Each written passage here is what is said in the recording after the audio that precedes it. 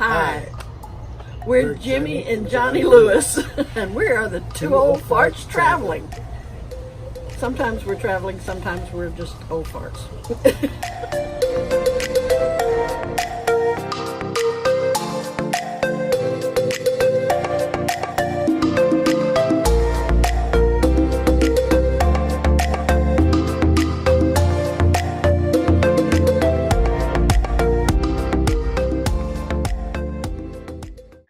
The 205-foot-tall Bok Tower and its surrounding gardens on 250 acres outside of Lake Wales, Florida, is the brainchild of and gift to America from Edward William Bok. The structure was built in 1929 of Georgia pink marble and gray marble from Tate, Georgia, and of Florida coquina mined in St. Augustine. It was built on the highest mountain in Florida, our Iron Mountain, which is 295 feet above sea level. And it's the highest mass in Florida, but now add that tower to it, and the two of them together are 500 feet above sea level. That's the second highest structure in the state. On one side of the tower, there's a sundial with a giant snake on it. And around the top of the tower, there are carved pelicans and eagles that stand guard. And the koi in the ponds around the base of the tower are huge and multicolored. Look! They're huge! No, it's a boy. There's the other thing.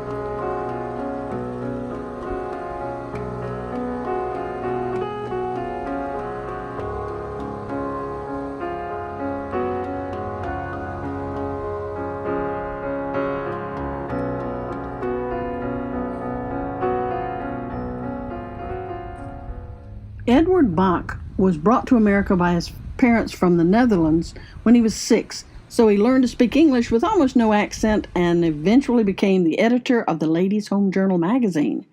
He was praised at one point by President Theodore Roosevelt for single-handedly changing the architecture of America by publishing house plans for bungalows and other affordable housing in his magazine, and then making those plans available to the public for $5 each. Architects of the day hated him for taking away their territory, but they later praised him for his ingenuity. But in everything that he did, he tried to make the world better because of one statement that his Dutch grandmother had told him: "Make you the world a bit better or more beautiful because you have lived in it."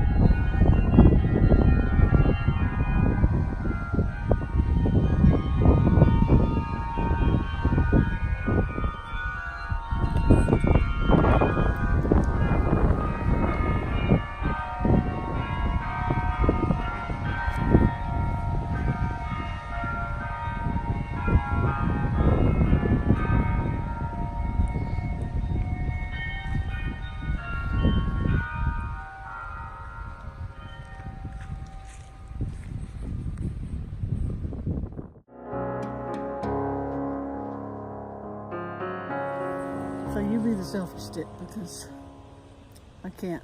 We have just gone to Bok Tower. That is Your hand. that giant carrier whatever tower in Lake Wales, Florida, outside of Lake Wales. Now, put your pretty face in there too. I was yawning. And it's worth every dime. I have to admit that. But the problem is that if you have bad knees, they don't accept the fact that, oh, you wanted to go up and listen to the concert going on at 3 o'clock. Oh, well, we can't go up the hill because our golf cart makes too much noise. Speaking of golf carts, Here it comes. here it comes.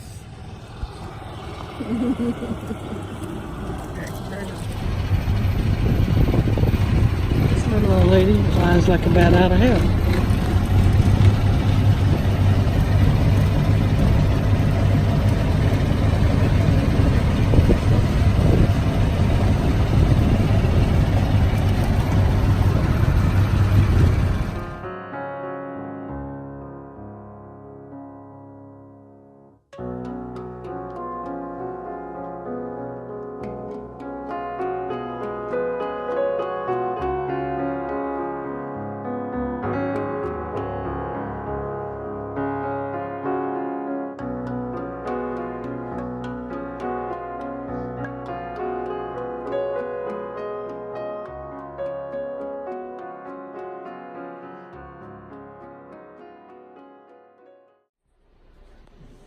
This is what they play.